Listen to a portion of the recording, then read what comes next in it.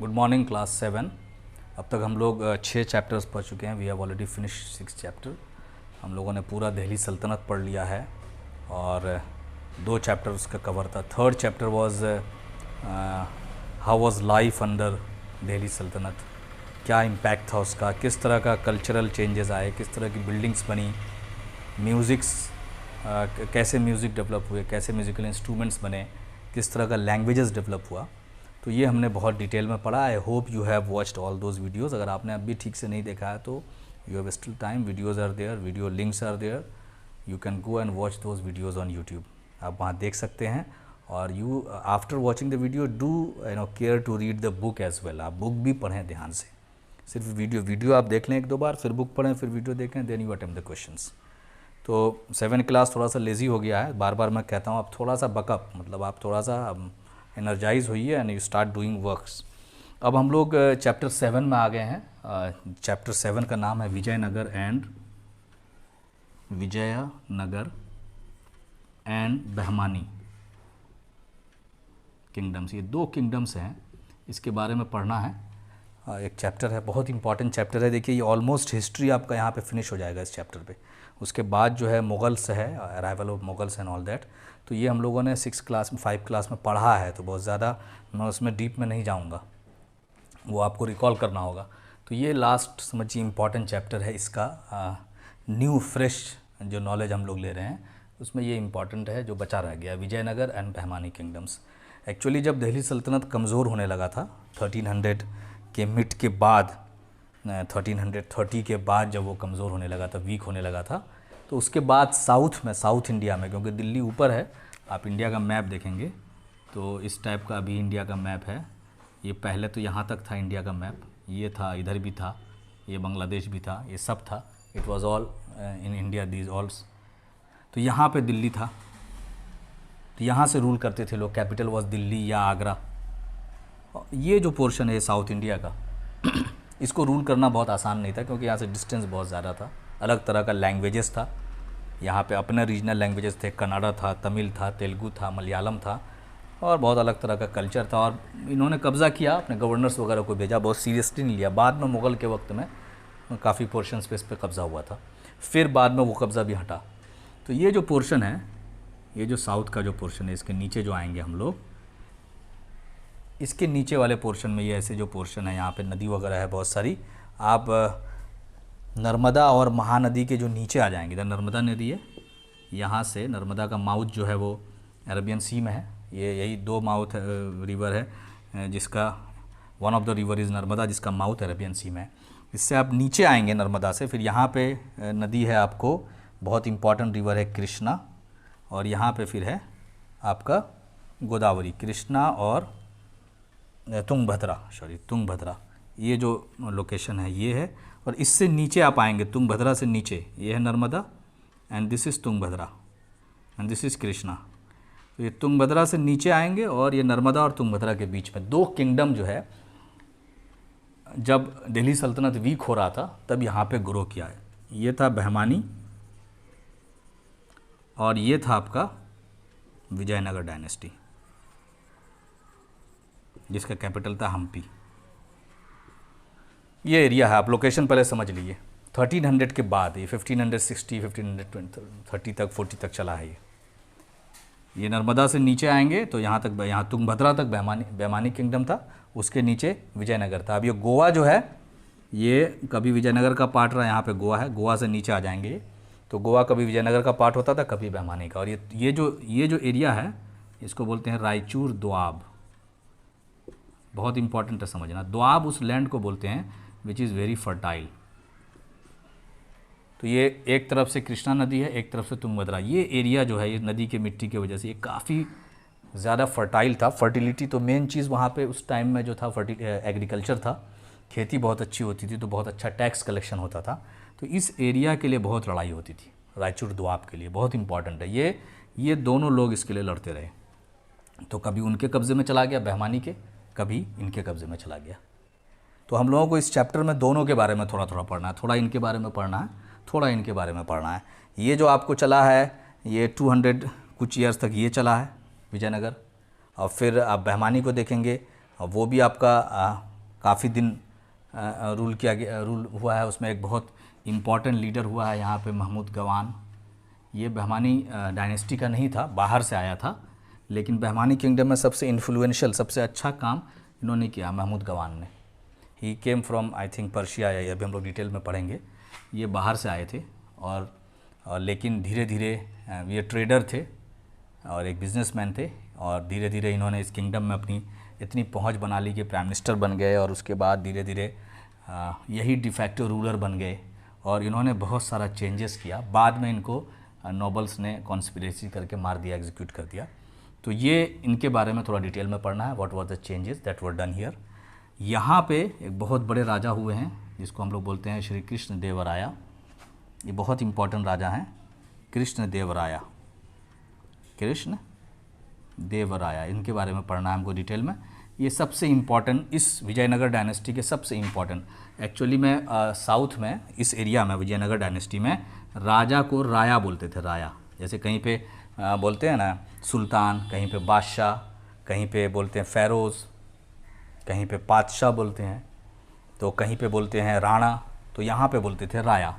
तो इनका जो ये राया था जिनका नाम था कृष्ण देवा, ये सबसे पॉपुलर हुआ, सबसे फेमस हुआ इस एरिया में, सबसे ज़्यादा काम किया उसने, और ये बहुत अच्छा राइटर भी था, बहुत अच्छा पोएट भी था। अब इसके बारे में डिटेल में पढ़ेंगे।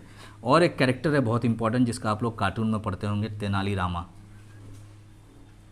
जो ऐसा वो एक पंडित टाइप का है और टिक्की है, और ऐसा बहुत अच्छी अच्छी स्टोरीज़ है, बहुत, उसका पेट बड़ा सा है। तो ही वॉज वेरी इंटेलिजेंट। और इसके कोर्ट में अष्ट दिग्गज, दिग्गजा बोलते हैं, दिग्गजा, अष्ट मतलब होता है 8 और दिग्गज मतलब होते हैं जो किसी फील्ड का बहुत माहिर हो। तो जैसे अकबर में 9 रत्न थे, तो यहाँ पे अष्ट दिग्गज थे इसके कोर्ट में, जो बहुत अच्छे अच्छे राइटर्स थे, पोएट्स थे, बहुत स्किल्ड लोग थे, जिनको ये रखता था। बहुत बड़ा पैटर्न था ये आर्ट का और कल्चर का, और लिखने खुद लिखता था। मुक्त माल्या बहुत बड़ा पोएम इसने खुद ही लिखा, उसका कंपोजिशन है, और सपोर्ट भी किया काफ़ी लोगों को।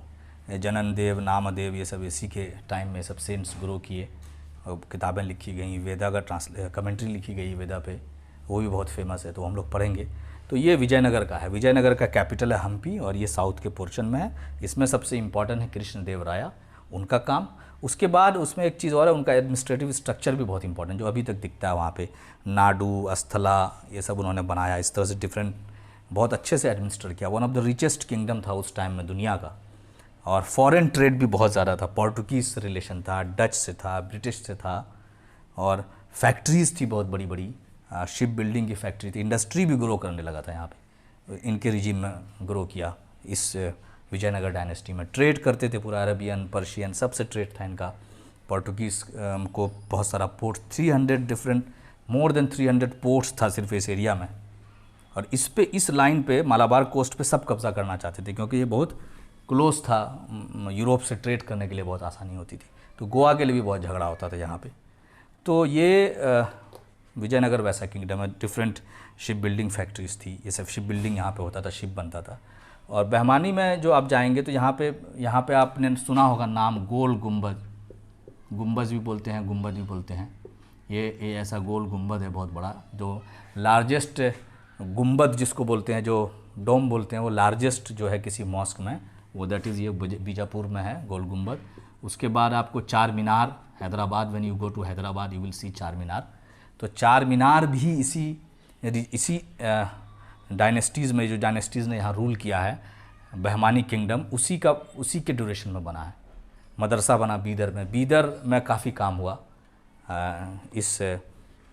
इन लोगों के रिजीम में। खुद वो है, टूम है, वो टूम भी बहुत इंपॉर्टेंट है, उसको अभी हम लोग थोड़ा सा डिटेल में बहमानी किंगडम का भी पढ़ेंगे। तो इस वीडियो में हम लोग थोड़ा सा इंट्रोडक्शन हमने देख लिया कि कौन कौन सा पढ़ना है, क्या लोकेशन है, कृष्णा नदी का, नर्मदा का और तुंगभद्रा का क्या पोजीशन है, और ये इन सब किंगडम का क्या पोजीशन है। तो बहमानी का हम लोग नेक्स्ट वीडियो में डिटेल में पढ़ेंगे। इसमें हम लोग आपको विजयनगर डायनेस्टी पूरा कंप्लीटली पढ़ लेते हैं, ठीक से एक एक पॉइंट उसका पढ़ लेते हैं। विजयनगर जो है ये कैसे बना, पहले हम लोग पढ़ते हैं, किन लोगों ने इसको फाउंड किया, कौन थे इसके फाउंडर और किस तरह से बना। एक्चुअली में हुआ ये था कि 2 आदमी थे, हरिहरा एंड बुक्का राया, ये 2 लोग थे, ये कन्वर्ट हो गए थे इस्लाम में, मुस्लिम हो गए थे, कन्वर्टेड टू इस्लाम। अब ये पावर के लिए हुए थे, किस लिए हुए थे? अलग अलग रीजंस के लिए लोग अपनी चीज़ें, मज़हब वगैरह चेंज करते हैं। और मोहम्मद बिन तुगलक का आपने नाम सुना है, तुगलक डायनेस्टी, दिल्ली सल्तनत, उसी के फ़ौज में थे, उसी के साथ काम करते थे। और इनको एक जगह एक कैंपेन चला था, एक लड़ाई हुई थी कैंपली में, वहाँ पर उस कैंपेन में यहाँ पे इनको भेजा गया था कंट्रोल करने के लिए। कैंपली में एक लिबेरियन हो गया था, वहाँ पे बुक्का राया और हरिहरा को इस्लाम कन्वर्ट करके मोहम्मद बिन तुगलक के साथ थे। इनको भेजा गया था इसको कंट्रोल करने के लिए। उस कंट्रोल में, उस एरिया पे कंट्रोल किया। बाद में they came into contact with विद्या रानिया, इनके कांटेक्ट में आए। इनके कांटेक्ट में आने के बाद रिकन्वर्टेड टू हिंदुइज़्म, ठीक है ना। तो इन लोगों ने पावर के लिए वहाँ पे इस्लाम कबूल किया था। फिर जब यहाँ काम हो गया तो फिर वापस हिंदुइज़्म में आ गए, अपना मज़हब चेंज कर लिया। और उसके बाद इन्होंने बाद में रिबेल कर दिया मोहम्मद बिन तुगलक के अगेंस्ट में, मोहम्मद बिन तुगलक के अगेंस्ट में रिबेल किया। और इंडिपेंडेंट विजयनगर डायनेस्टी अपना, अब वो बहुत दूर था और बहुत सारे रीजंस हैं, उस टाइम में वीक हो गया था थोड़ा एम्पायर, दिल्ली सल्तनत जो है कमज़ोर रहा था। तो उस टाइम में इन लोगों ने अपना इंडिपेंडेंस डिक्लेयर कर दिया और अपना न्यू जो है किंगडम इस्टेब्लिश कर दिया। और उस किंगडम का कैपिटल विजयनगर में हम्पी का जो एरिया है वहाँ पे बना। उसके बारे में पेज नंबर 70 है या कुछ में आपको दिया हुआ, फ़ोटोज़ भी दिया हुआ उस टाउन के बारे में। तो ये इसका फाउंडर है हरिहरा बुक्का राया। तो कैसे है, कैंपली कैंपेन में इनको मोहम्मद बिन तुगलक ने भेजा था, तो वहाँ पे कब्ज़ा किया। बाद में they were influenced by Vidyaranya another saint, और वहाँ से रिकन्वर्टेड, और फिर बाद में रिबेल कर दिया मोहम्मद बिन तुगलक के ख़िलाफ़ और अपने आप को इंडिपेंडेंट डिक्लेयर कर दिया। और एक छोटा सा किंगडम विजयनगर किंगडम इस्टेब्लिश किया on the southern bank of Tungabhadra नदी के साउथ साइड में नीचे इन्होंने वहाँ पे इस्टेब्लिश किया। बाद में एक किंगडम बड़ा होता गया और पूरे होल ऑफ साउथ इंडिया को ले लिया, तो वहाँ पे इन्होंने इस्टेब्लिश किया। अब 3 डायनेस्टीज़ में 230 ईयर्स का करीब इनका रूल है, 230 ईयर्स। 1336 में इन्होंने इस्टेब्लिश किया था और करीब 230 ईयर्स तक ये चला। इसमें 3 डायनेस्टीज़ ने रूल किया, 3 तरह की फैमिली थी जो रूल की। पहली फैमिली थी आपको संगम, दूसरी थी सलुवा डायनेस्टी, जैसे मुगल डायनेस्टी एक डायनेस्टी है ना, वैसी एक तुगलक डायनेस्टी, सब तुगलक सा है, वैसे संगम, सलुवा एंड टुलुवा। तो देर ये शॉर्ट में आप देख लें कि कैसे स्टार्ट हुआ ये। तो 2 भाई हैं, Harihara Bukka Raya, they were sent to control this, ये जो यहाँ पे रिबेलियन हुआ था कैंपली में, वहाँ पे भेजा गया था मोहम्मद बिन तुगलक की तरफ से। तो वो एरिया को वो लोग देखभाल कर रहे थे। बाद में they came into contact with Vidyaranya, they reconverted to Hinduism, they themselves rebelled against Mohammad bin Tughlaq and they set up a new kingdom Vijayanagar on the southern bank of Tungabhadra river. मैंने आपको मैप में दिखा दिया था कहाँ पे है। बाद में 3 डायनेस्टी भी 230 ईयर्स तक चला, ये जो इस्टेब्लिश किया था इन्होंने, इट वर्क फॉर 230 ईयर्स। और उस पर 3 डिफरेंट डायनेस्टीज़, 3 डिफरेंट फैमिलीज़ ने विजयनगर पे रूल किया। और उसका सबसे इम्पॉर्टेंट रूलर हुआ है कृष्णदेव राया, जिसके बारे में पढ़ेंगे। और 1336 CE में ये इस्टेब्लिश हुआ। इतना क्लियर है आपको? अब हम लोग आगे चलते हैं और थोड़ा सा पढ़ते हैं श्री कृष्णदेव राया के बारे में। सबसे इम्पॉर्टेंट रूलर हुआ है इसका कृष्णदेव राया, ये बहुत इम्पॉर्टेंट है। ये मैंने ये कहीं पे आपको 4 या 5 के किसी चैप्टर में भी आया था हिस्ट्री में, उसको हम लोगों ने वहाँ पे स्किप कर दिया था यहीं के लिए। 1509 में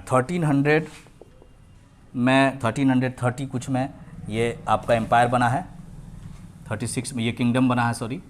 और इस किंगडम में 1500 में एक बहुत इंपॉर्टेंट किंग हुआ है, उसका नाम है कृष्णदेव राया। पहला डायनेस्टी आपका था संगम, दूसरा था आपका सलुवा, तीसरा था तुलवा। तो 3rd डायनेस्टी का था ये तुलवा डायनेस्टी का था, लास्ट डायनेस्टी टू रूल।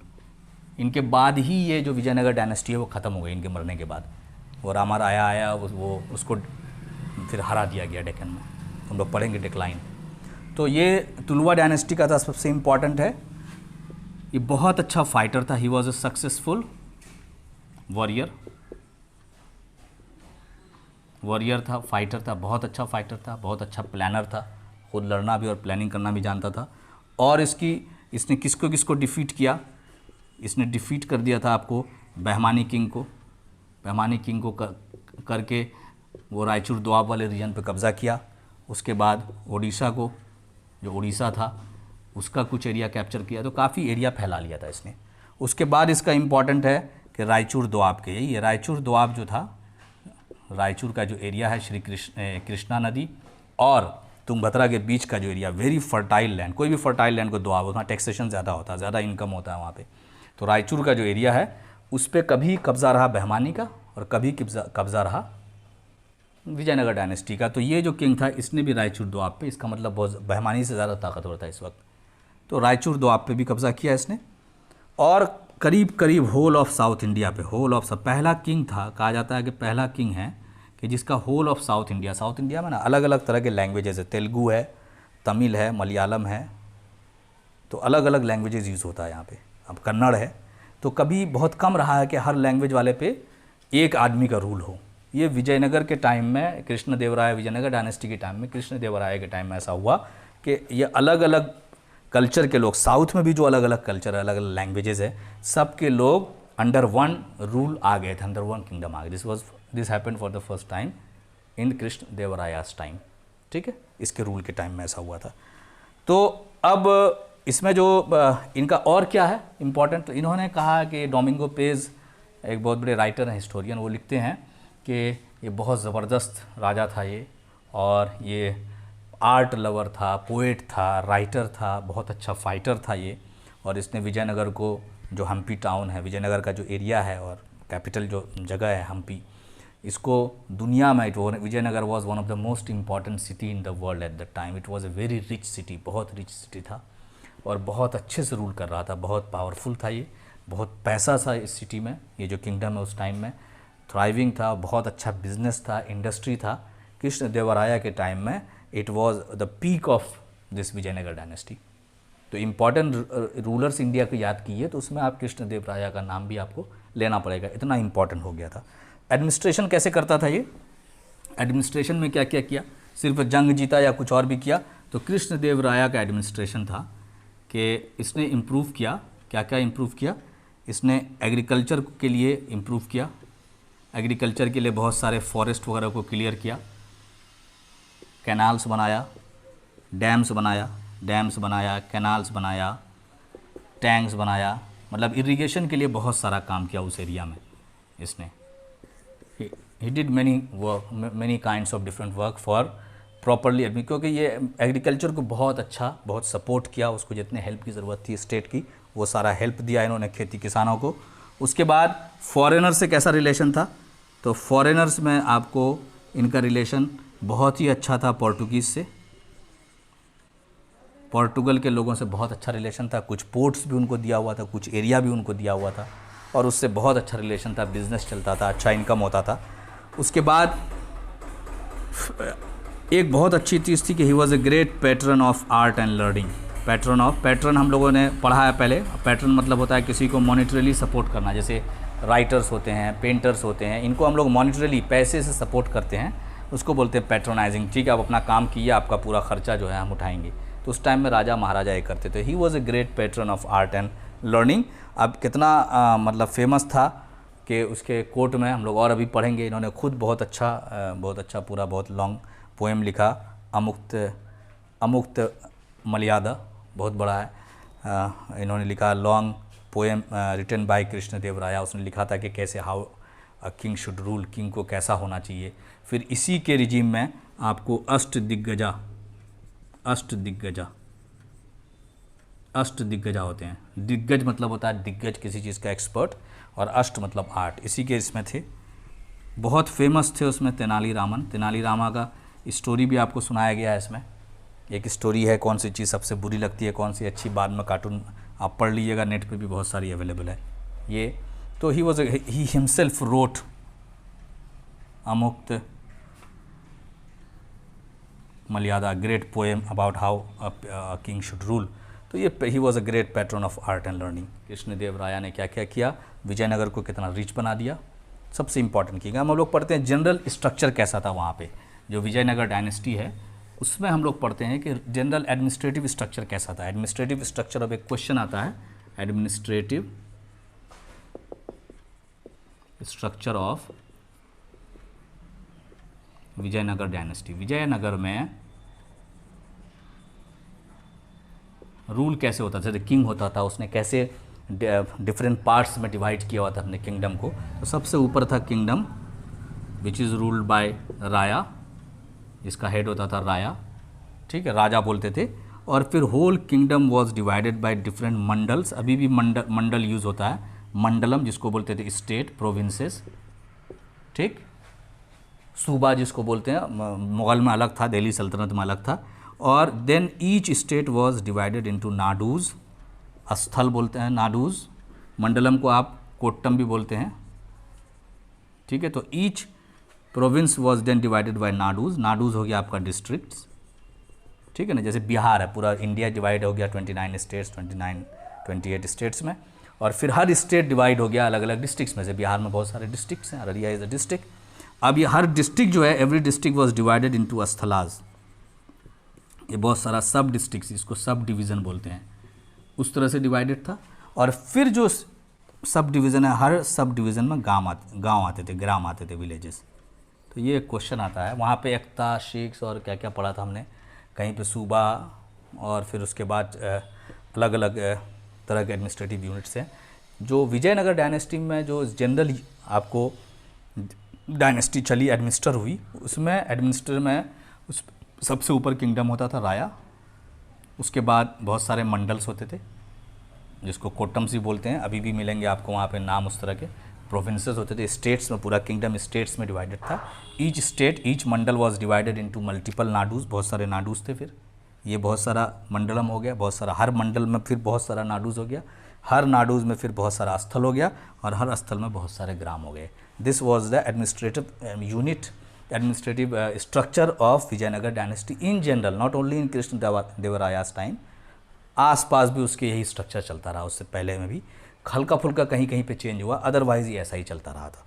अब हम लोग देखते हैं कि इकोनॉमी कैसे होती थी। तो अभी हम लोगों ने थोड़ा सा कृष्ण देवराय के टाइम में पढ़ा है, अब हम लोग जनरल देख लेते हैं कि what was the economy, how was economy. Economy मतलब होता है मनी जनरेशन, कैपिटल जनरेशन, कैसे कैपिटल जनरेशन हो रहा था, कैसे पैसा आ रहा था, कैसे जा रहा था, कहाँ स्पेंड हो रहा था, किस तरह की लोगों की लाइफ थी, लोगों के हाथ में कैसे प्रॉस्पेरिटी थी लोगों की कि नहीं थी, कितने प्रॉस्पेरस थे लोग। तो ये जानने के लिए हम लोग इकोनॉमी देखते हैं। तो उसमें था कि टैक्सेशन कहाँ से हो रहा है, क्या क्या चीज़ वहाँ बन रही है, क्या क्या चीज़ वहाँ से इंपोर्ट हो रही, एक्सपोर्ट हो रही है, दूसरे जगह जा रही है, क्या क्या चीज़ वहाँ पर आ रही है। तो इससे पता चलता है कि उसकी इकोनॉमी कितनी स्ट्रांग होगी। तो इकोनॉमी का हम देखते हैं, इकोनॉमी मेन जो पैसा आता था वो आता था लैंड रेवेन्यू से, इसीलिए द्वाब वगैरह की लड़ाई थी। लैंड रेवेन्यू मतलब जितना खेती होगा उसका कुछ पार्ट आपको देना है। तो खेती वगैरह अच्छी होती थी, खेती को बहुत सपोर्ट कर कृष्ण देवराया का देखा, कैनाल्स, डैम्स और क्या क्या बनवाया, अच्छी खेती होती थी तो अच्छा खासा उससे आपको इनकम आ जाता था, उससे प्रोड्यूस आ जाता था। तो वो मेन था आपका कलेक्शन का। उसके बाद कलेक्शन का क्या था, अब ये लैंड रेवेन्यू क्या लिया जाता था, 1/3, 1/6 से 1/3, मतलब आपने अगर 3 क्विंटल धान उपजाया है तो कहीं कहीं पे था कि आपको 30 में 10 दे देना है, कहीं कहीं पे था कि 6, उसको 6 पार्ट में डिवाइड कर दिए तो 5 आपको दे देना है 30 में। तो इसके बीच में वो वेरी करता था लैंड रेवेन्यू, इतना आपको देना है, इतना। उसके बाद आ गया इंपोर्ट एक्सपोर्ट ड्यूटी लगाते थे ये लोग, हम लोग आगे पढ़ेंगे अभी। इंपोर्ट एक्सपोर्ट ड्यूटी मतलब कोई भी इंपोर्ट मतलब हो गया कोई भी सामान बाहर से आएगा, तो ड्यूटी मतलब होता है टैक्स, उस पर टैक्स लगेगा, मतलब रेवेन्यू, उस पर पैसा देना पड़ेगा। कोई भी सामान आप एक्सपोर्ट कर रहे हैं, आप विजयनगर डायनेस्टी से बाहर ले जा रहे हैं बेचने के लिए, तब भी आपको ड्यूटी देना पड़ेगा। तो ये इन्होंने लगाया हुआ था क्योंकि बहुत सारा सामान आता था, बहुत सारा सामान जाता था, उस पर टैक्स लगाने से सरकार को बहुत सारा, जो किंगडम को, राजा को, राया को इनकम हो जाती थी। तो एक ये था पैसा जनरेशन का। ग्रेजिंग टैक्स भी इन्होंने लगाया था। ग्रेजिंग जो आप जानवर को चरा रहे हैं, कितने एरिया पे चरा रहे हैं उसके हिसाब से भी, और वो चारा जो उपजा रहे हैं, उस टाइम में लाइव स्टॉक रखने का रिवाज था, अभी भी लोग रखते हैं, मतलब गाय भैंस बकरी तो लोग रखते थे, खेती में काम भी आता था। तो ग्रेजिंग के लिए भी ग्रेजिंग टैक्स लेते थे। और बहुत सारे प्रोफेशंस थे तो उसको प्रोफेशनल टैक्स देना पड़ता था। जो कोई और प्रोफेशन इनके अलावा कर रहे हैं तो वो उससे जो इनकम कमा रहे हैं, अभी भी इनकम टैक्स लगता है। आप जो कमाएंगे उस पर सरकार को कुछ पैसा देना होता है, आप कोई चीज़ खरीदते हैं उस पर पैसा देना होता है, कोई सर्विस लेते हैं उस पर आपको सरकार को देना पड़ता है पैसा। तो इस तरह का टैक्सेशन सिस्टम उन्होंने बनाया था। लैंड रेवेन्यू से 1/6 to 1/3, import and export duties लेते थे, ग्रेजिंग टैक्स लेते थे, प्रोफेशनल टैक्स लेते थे। अब जो ये पैसा आता था, ये पैसा कहाँ खर्च करते थे? अपने लिए सिक्योरिटी लेते थे, अपने लिए ऐश करते थे, अपने लिए बिल्डिंग्स बनाते थे? सिर्फ नहीं, ये पैसा जो आपका आता था, यूज़ होता था, this money was spent on irrigation, public welfare schemes. Irrigation बहुत अच्छा किया था, वहाँ ज़रूरत भी थी, वहाँ पहाड़ी एरिया है, प्लेटू रीजन है, आप जानते हैं। एंड इसी के वजह से इसका ख़जाना, it became one of the richest kingdoms in the world. ये जो इतना अच्छा रेवेन्यू सिस्टम था, टैक्स कलेक्शन सिस्टम था, इसके सरकार के ख़जाने में बहुत पैसा था। सारा पैसा ये लोग ऐश व आराम में खर्च नहीं करते थे। इरीगेशन फैसिलिटी बहुत अच्छा कर दिया था, पब्लिक वेलफेयर स्कीम्स को बहुत अच्छा कर दिया था, ये इन्होंने किया था। अब हम लोग आते हैं ट्रेड पे। ये तो इकोनॉमी है, पैसा कहाँ से आया, पैसा कहाँ से गया। अब हम लोग पढ़ते हैं फॉरेन इंडस्ट्री एंड ट्रेड के। क्या यहाँ पे कोई इंडस्ट्री भी थी, फैक्ट्री वगैरह भी थी, और क्या ट्रेड भी होता था बाहर से? येस, फॉरेन ट्रेड होता था इनका। ये क्वेश्चन सब आता है, फॉरेन ट्रेड जो होता था इनका जिस कंट्री से होता था, सबसे इम्पॉर्टेंट तो है पोर्तुगीज़ से बहुत ज़्यादा ट्रेड होता था। बहुत पहले से रिलेशन भी था, कृष्ण देवराया का स्पेशल रिलेशन था। बाद में ब्रिटिश से करने लगे, फिर डच से करने लगे, फिर उसके बाद नीदरलैंड वगैरह के लोग जो हुए, उसके बाद पर्शिया से करने लगे, अरबिया से करने लगे, अरब से इनका रिलेशन था। उसके बाद साउथ ईस्ट एशिया जो है, ये जो इधर जो आपका आता है नागालैंड, ये सॉरी इंडोनेशिया, और ये नीचे जो आता है साउथ में आ जाइएगा, ईस्ट एशिया जो है, इंडोनेशिया, मलेशिया, ये सब जो रीजन है उसको बोलते हैं साउथ ईस्ट एशिया। तो इन सारे कंट्रीज़ से इनका ट्रेड रिलेशन था, मतलब यहाँ से सामान आता था जाता था इनके लिए।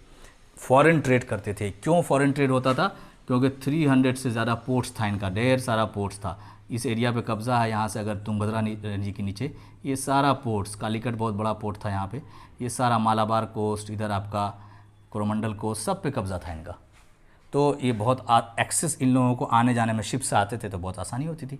इधर से आ गए, इधर से आ गए, इधर से साउथ ईस्ट एशिया वाले इधर से आ गए, ये साउथ ईस्ट एशिया आते थे, ये अरब से आते थे, यूरोपियंस आते थे, ये सारे यूरोपियन से, ये यूरोपियन ईरान वाले इधर से आ जाते थे, ठीक है, इधर से भी आ जाते थे ईरान वाले, यहाँ पे इधर से घूम के इधर से भी आ जाते थे पर्शिया वाले, अरबिया वाले इधर से आ जाते थे अरेबियन सी से, मालाबार कोस्ट पे, साउथ ईस्ट एशिया वाले उधर से। तो इनका फॉरेन ट्रेड चलता था। अब देखते हैं कि क्या चीज़ ये लोग इंपोर्ट करते थे, आइटम्स ऑफ इंपोर्ट।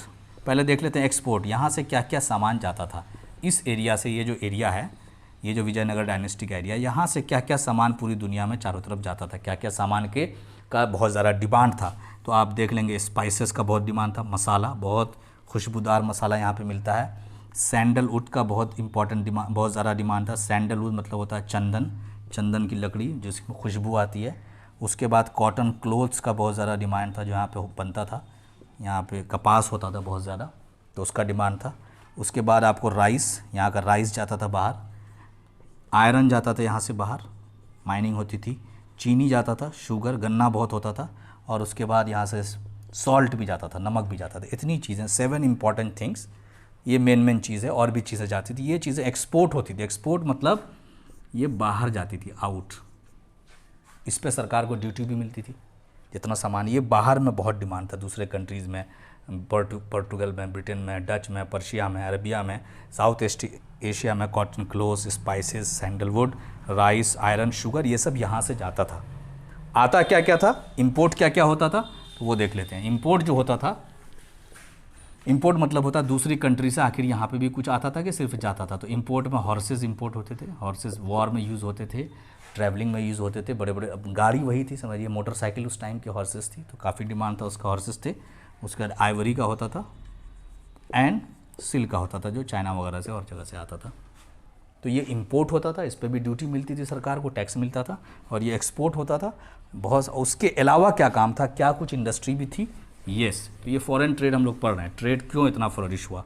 तो 300 पोर्ट्स थे यहाँ पे, 300, नेक्स्ट पॉइंट होगा इधर, 300 पोर्ट्स जहाँ पे शिप्स आ पाए। आप देखिए ये रीजन है, ये कितना बड़ा कोस्ट लाइन है, पोर्ट्स भरे हुए थे। And most important port was at Calicut. Kozhikode में सबसे बड़ा पोर्ट था, सबसे इम्पॉर्टेंट पोर्ट था।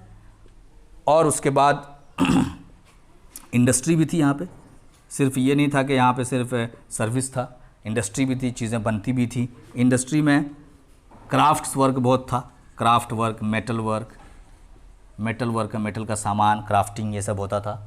और उसके बाद शिप बिल्डिंग की इंडस्ट्री बहुत फेमस हो गई थी, शिप बनाने की, शिप बिल्डिंग इंडस्ट्री। तो ये इंडस्ट्री थी, ये आपका ट्रेड हो गया। तो इस तरह से इतना पैसा आने लगा था कि डोमिंगो पेज लिखते हैं कि रोम की तरह ये इन्होंने अपने शहर को बसा दिया था, विजयनगर को बना दिया था। और it was one of the richest kingdoms of that time in the whole world. पूरी दुनिया में सबसे अमीर किंगडम्स में विजयनगर किंगडम का नाम आता था। एक छोटा सा किंगडम है लेकिन रिचेस्ट, क्योंकि इतना सारा ट्रेड है, लोकेशन इतना अच्छा है, इतना ज़्यादा उसमें कोस्टल एरिया इतना ज़्यादा है, पोर्ट्स इतने ज़्यादा हैं, 300 पोर्ट्स आप देख रहे हैं, 300 एयरपोर्ट्स भी मान लीजिए। ये पोर्ट्स हो गए शिप पोर्ट्स, जहाँ पे शिप्स आते थे, सामान लेकर जाते थे। तो it became one of the richest kingdoms, trade और इंडस्ट्री की वजह से इतना वो। और उसके बाद ये जितना ट्रेड होता था उतना टैक्स होता था, उतना रेवेन्यू कलेक्शन होता था, तो खजाना उतना बढ़ता चला जा रहा था। उस पैसे से फिर इरिगेशन में इन्वेस्ट होता था, पब्लिक वेलफेयर स्कीम्स बनते थे, रोड्स बनते थे, तो फिर ट्रेड और बढ़ता था। तो ये पूरा साइकिल था, पैसा आ रहा था, उसको फिर इन्वेस्ट हो रहा था। लोग करप्शन उस तरह से नहीं करते जैसे अभी करते हैं, तो वो पैसा लग रहा था पब्लिक वेलफेयर में, तो और काम हो रहा था, और पैसा हो रहा था। ये बहुत अच्छा श्री कृष्ण देव राया के टाइम में बहुत अच्छा चला। उसके बाद वीक हो गया वो। तो अब हम लोग थोड़ा सा पढ़ते हैं कि जो विजयनगर जो शहर किंगडम बसाया, जो उसका कैपिटल था, वो कितना इम्पोर्टेंट था, कैसा बनाया था विजयनगर, कैसा बनाया था। तो विजयनगर जो था, ये एक्चुअली में कहा जाता है कि इसका ये जो स्ट्रक्चर है विजयनगर जो कैपिटल है, ये 7 वॉल्स थे यहाँ पे, 7 वॉल्स से सराउंडेड था, सराउंडेड बाय 7 वॉल्स। एरिया इसका जो बताया जाता है वो 96 स्क्वायर किलोमीटर का एरिया बताया जाता है, विजयनगर का पूरा एरिया जो कैपिटल टाउन है। और उसमें ब्यूटीफुल गार्डन्स बनवाए थे इन्होंने, ब्यूटीफुल गार्डन्स। उसके बाद उसमें आपको बहुत सारे लेक्स थे, बहुत सारे टेम्पल्स थे, टेम्पल्स खूब बनाए, हिंदू रिलीजन के फॉलोवर थे ज़्यादा ये लोग। और उसके बाद आपको बहुत सारे पैलेसेस मिलेंगे, ये पूरा मिलेगा, ठीक। कैपिटल टाउन, अब वो जो एरिया है कैपिटल का, वो उसको हम्पी बोलते थे। उसमें बहुत सारा टेम्पल्स है, वो आप पेज में आपको दिया हुआ है, फ़ोटोज़ दिया हुआ है क्वेश्चन आंसर के बाद वाले पेज में, आप उसमें देखिएगा, आपको पता चलेगा। तो आर्ट एंड आर्किटेक्चर में जब आप जाइएगा कि आर्ट एंड आर्किटेक्चर में क्या क्या हुआ, कैसी कैसी बिल्डिंग बनी, तो वो पूरा सब दिया हुआ है, सबका फ़ोटो दिया हुआ है। विट्ठल स्वामी टेम्पल है, विट्ठल स्वामी टेम्पल, उसके बाद हज़ारा राम मंदिर है, लोटस टेम्पल है, ये सब उस टाइम में है, डेकोरेटेड है, बहुत सारा स्टैचूज़ बना हुआ है, स्कल्पटिंग किया हुआ है, तो आप इसका फ़ोटोज़ भी देखेंगे। ये सब इस टाइम का फेमस आर्किटेक्चर है, जो अभी भी है, लोग अभी भी विज़िट करने जाते हैं। हम लोग अब थोड़ा सा एक नेक्स्ट पार्ट देखते हैं कि विजयनगर किंगडम में लिटरेचर कैसा रहा, मतलब पढ़ाई लिखाई, किताब, पोएट राइटिंग्स क्या क्या हुई। तो बहुत रिच था, क्योंकि श्री कृष्ण देव राया और उससे पहले के कई राजा जो थे, they were good patron of art and literature, तो उन्होंने बहुत सपोर्ट किया। तो बहुत बड़े बड़े स्कॉलर्स मिलते हैं वहाँ पे। इन स्कॉलर्स में आपको जो हम लोग पढ़ चुके हैं, दिग्गजा जो इसके कोर्ट में थे, कृष्ण देव राया के कोर्ट में थे, वो मिलते हैं आपको। तेनालीरामन मिलते हैं, तेनालीरामा मिलता है, वो भी बहुत क्वालिफाइड थे। उसके बाद आपको एक वेदा पे एक वहाँ पे सयाना मिलता है, एक आदमी, एक सेंट है जिसने वेदा पे कमेंट्री लिखा है। वेदा पे कमेंट्री, जैसे कुरान पे कमेंट्री होती है, लोग अपना ऑब्जर्वेशन लिखते हैं, एक्सप्लेनेशन लिखते हैं, तो वेदास पे, वेद पे, जो वेद है उस पे इसने सयाना ने बहुत इन्हीं के रिजीम में एक पूरी कमेंट्री लिखी, पूरा एक्सप्लेनेशन लिखा उसका, जो वो समझते थे। उसके बाद पोएट्स हुए बहुत फेमस, अलग अलग लैंग्वेज के, तेलुगु के हुए, तमिल के हुए, कन्नड़ा के हुए, संस्कृत के हुए, बड़े बड़े पोएट्स हुए यहाँ पे इनके टाइम में। फिर राजा ने खुद अमुक्त मर्यादा, आप ये याद रखिएगा, ये बहुत फेमस पोएम लिखा कि how a king should rule, कैसे किंग को कैसा होना चाहिए, कैसे रूल करना चाहिए, ये हुआ। फिर बहुत बड़े बड़े सेंट्स हुए यहाँ पे, जिसको बोलते हैं जनन देव एंड नामदेव, आप फोटो वगैरह देखिए। तो जनन देव ये आर्ट एंड लिटरेचर पे जब आपको लिखने आएगा, लिटरेचर में क्या था, स्कॉलर्स को कितना रिस्पेक्ट देते थे, पैट्रोनेज करते थे कि नहीं, तो उसमें आपको ये दिखेगा। अष्ट दिग्गज इनके यहाँ, 9 रत्न की तरह 8 दिग्गज इनके यहाँ रहते थे। तेनालीरामा भी उसमें ये एक बहुत बड़ा दिग्गज था। सयाना उस टाइम में वो बहुत फेमस, उन्होंने कमेंट्री लिखा वेद पे। उसके बाद आपको बड़े बड़े तेलुगु स्कॉलर्स हुए हैं, संस्कृत के राइटर्स हुए हैं, कन्नड़ के राइटर्स हुए हैं। खुद राजा जो है कृष्णदेवराया, उसने ही बहुत बड़ा पोएम लिखा, how a king should be, how he should rule. बहुत सारे सेंट्स हुए हैं। तो ये था कि किस तरह से इन लोगों ने पैट्रोनाइज़ किया आर्ट एंड लिटरेचर में। अब हम लोग आके देखते हैं कि सोसाइटी कैसा था, समाज में अलग अलग लोगों का क्या मुकाम था, रिलीजन कौन सा फॉलो करते थे ये लोग। तो ये विजयनगर डायनेस्टी वाले जो थे वो generally they were the followers of Hindu religion. अब हिंदू रिलीजन में है वो हम लोग एक बार डिटेल में कभी पढ़ेंगे। शैवाइट होता है और वैष्णवी होता है, वैष्णव होता है। तो कुछ जो लोग हैं, कुछ पोर्शन इसको फॉलो करते थे, शैवाइट थे, कुछ वैष्णवाइट थे। ये आप लोग कभी क्लास होगी तो मैं डिटेल में आपको इन दोनों में डिफरेंस बता दूंगा, क्योंकि आपके बुक में दिया हुआ नहीं है अभी और वो कवर नहीं किया गया, इसलिए मैं नहीं बता रहा हूँ, otherwise it would take lot of time. तो ये दो वर्जन था हिंदुज़म का। तो कुछ जो डायनेस्टी है वो इसको फॉलो करती थी और कुछ जो है वो इसको फॉलो करती थी। संगम जो है वो शैवाइट के फॉलोवर थे, बाकी तुलवा और सलवा जो है वो वैष्णव थे। तो ये एक्चुअली में ये मेन इनका रिलीजन था। पूछा जाएगा तो रिलीजन कौन सा था, हिंदू रिलीजन। उसमें से संगम वाले जो हैं वो हिंदू रिलीजन का ये वाला जो वर्जन है, शैवाइट वाला वर्जन, उसको फॉलो करते थे। और ये जो हैं वैष्णव थे, बाकी तुलवा और सलवा वाले। ये रिलीजन हो गया। अब है कि ब्राह्मण्स जो थे वो अपर कास्ट जो थे, जो पूजा वगैरह करते थे, पंडित, उनका बहुत रिस्पेक्ट था, उनकी बहुत इज्जत थी, लोग उनसे मशवरा वगैरह करते थे। उसके बाद विमेन का जो पोजीशन था वो बहुत गुड नहीं था, नॉट गुड। कुछ स्कॉलर्स हुए विमेन, लेकिन नॉट गुड। पॉलीगेमी थी, सब लोग बहुत सारी शादियां करते थे। उसके बाद सती भी था, शायद सती प्रथा भी था। उसके बाद चाइल्ड मैरिज था।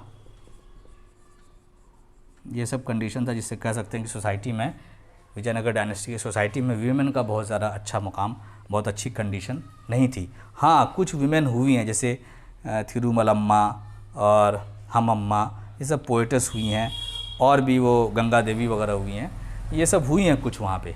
बट जनरल वीमेन का बहुत, हो सकता है कि वो इलिट्स की हों, वो रूलिंग क्लास की हों, साथ की हों, जो लोग रूल कर रहे हैं उन्हीं की फैमिली की हों, तो वो थोड़ा, या कोई बहुत अच्छे ब्राह्मण की होंगी, बड़े ब्राह्मण की, तो वो लोग, उन लोगों ने कुछ काम किया, कुछ हल्का फुल्का नाम मिलता है। Otherwise general condition of women was not very good.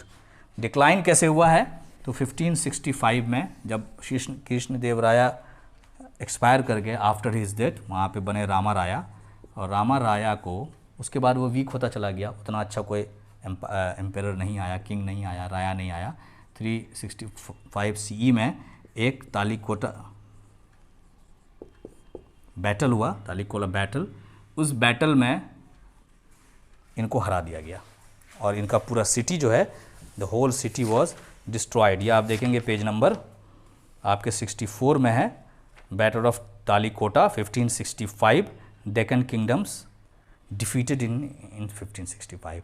बाकी डेक्कन किंगडम्स इनको हरा दिया और इस पूरा विजयनगर को भी, हम्पी को भी डिस्ट्रॉय कर दिया।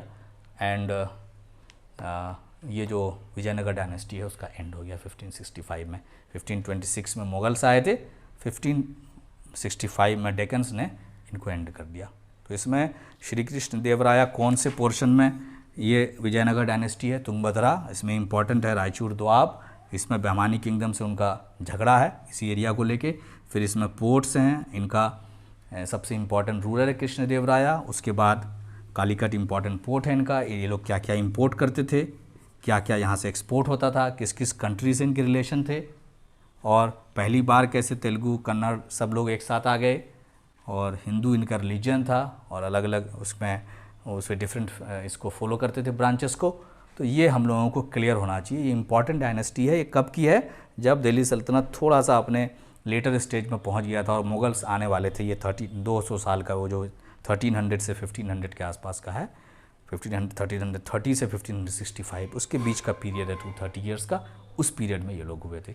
तो आप इस वीडियो को देख लीजिए ध्यान से। उसके बाद जो है page number, you have to go through page number, आप इसको रीड कर लीजिए। 60, 61, 62, 63 एंड 64, यहाँ तक आप रीड कर लीजिए। I will give you the questions, you have to answer those.